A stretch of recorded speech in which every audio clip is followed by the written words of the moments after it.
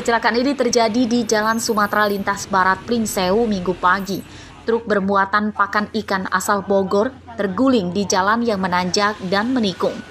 Sebagian muatan truk tumpah menimpa pagar dan sebagian ke jalan raya hingga menyebabkan kemacetan arus lalu lintas.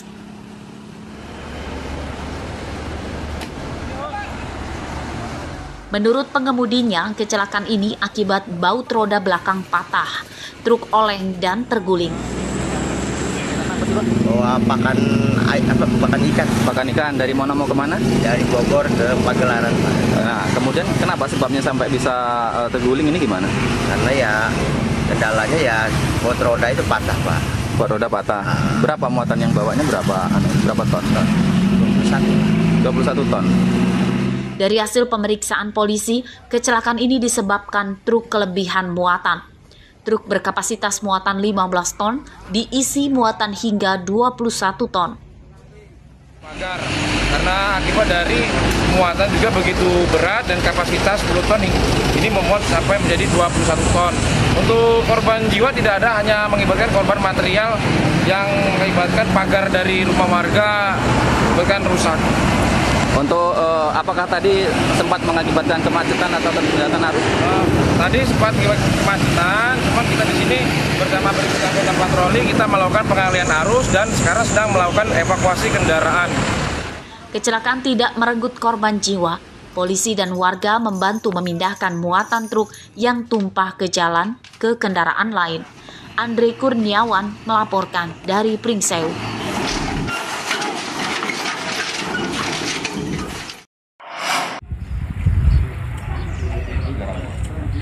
Kepolisian Polres Lampung Selatan Jumat siang membongkar kejahatan pembuatan hingga penjualan pupuk palsu. 54 ton pupuk jenis Ponska, KCL, dan urea disita.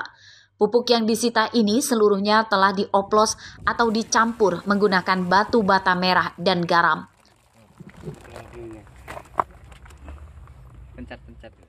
Dua orang ditangkap, yakni Fandi, warga Karawang, Jawa Barat, dan satu lagi Adi Chandra, warga Pesawaran. Dalam jaringan pupuk oplosan masih buron. Pabrik pupuk oplosan ini berada di Gunung Sugih, Lampung Tengah.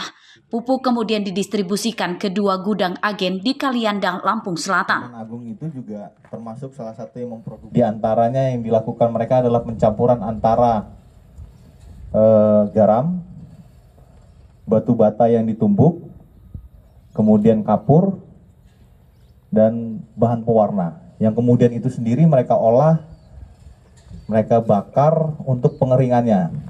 Jadi prosesnya itu sendiri mereka buat sendiri. Bisnis terlarang para tersangka berjalan selama 4 bulan terakhir. Ia mencampur pupuk asli dengan batu bata merah dan garam, kemudian dikemas lagi dan dijual ke petani dengan harga lebih murah dibanding pupuk asli. Saya baru 4 bulan. Baru 4 bulan? Iya. Apa aja bahan-bahan yang dioplos, Pak? Garam sama dolomit. Garamnya dari mana? Nah, kalau dari mana sumbernya bos kami yang tahu. Oh, bos. Jadi sampean cuma pekerja aja? Iya, pekerja. Oh, gitu. Siapa bosnya? Agus. Orang mana itu, Pak? Orang Kalianda juga.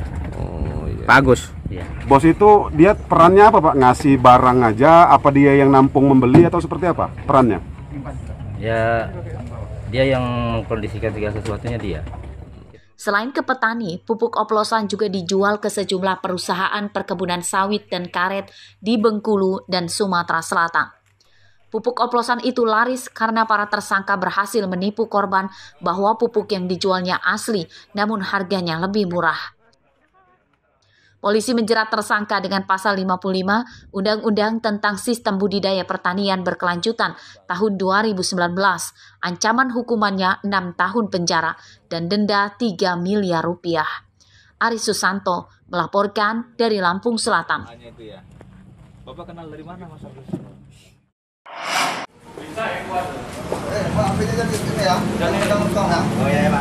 Juanda alias Wanda berjalan tertatih-tatih akibat kesakitan saat dibawa ke ruang IGD Rumah Sakit Umum Daerah Maijen Raya Kudu, Kota Bobi, Lampung Utara Minggu dini hari.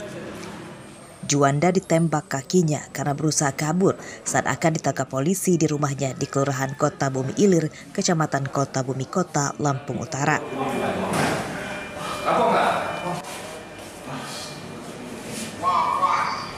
Juanda ditangkap karena membegal motor pengendara wanita yang melintas malam hari di jalan sepi dekat tempat tinggalnya. Korban dihentikan dan diancam senjata tajam yang kemudian dirampas motornya. Selain membegal motor, Juanda juga 1 kali menjamret tas pengendara wanita. Jadi tersangka ini melakukan pencurian dengan kekerasan di 2 TKP dan kita melakukan penyelidikan dan didapati bahwa tersangka ini berada di tempat persembunyiannya di rumahnya. Kita lakukan penangkapan. Barunya ditembak Pak ya? Ya, pada saat dilakukan pengembangan, tersangka mencoba untuk melawan petugas dan kita lakukan tindakan tegas terukur. Juanda merupakan residivis kasus yang sama dan bebas dari penjara pada 2019 lalu. Pada penangkapan ini, polisi tidak menyita barang bukti apapun karena motor dan ponsel hasil kejahatannya telah dijual. Ardio Haba melaporkan dari Lampung Utara.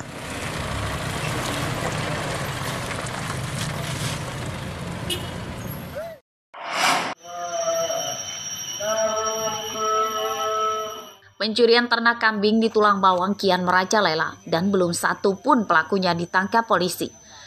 Minggu pagi, warga yang kecurian kambing adalah Pramono, warga desa Bujuk Agung, Kecamatan Banjarmargo. 3 ekor kambing jantan miliknya raib dari kandang. Pencurian kambing diperkirakan terjadi pada pagi hari sekitar pukul 10 waktu Indonesia Barat. Pelaku memasukkan kambing curian ke dalam minibus. Pencurian sempat diketahui anggota keluarga Pramono, namun saat mengejar mereka kehilangan jejak pelaku. Dan kambing. Jadian saya nggak ada di rumah, cuma kan adik saya yang lapor sama saya katanya sekitar jam 10 itulah mobil lewat itu. Berapa kambing yang diambil? Yang diambil 3 ekor yang tuh. Laki semua itu. Pencurian kambing dari kandang di desa Bujuk Agung telah terjadi 2 kali dalam 1 bulan terakhir. Awal September lalu, 2 ekor kambing warga desa Bujuk Agung juga raib digasak pencuri. Warga mendesak polisi segera menangkap para pelaku. Mustaqim melaporkan dari Tulang Bawang.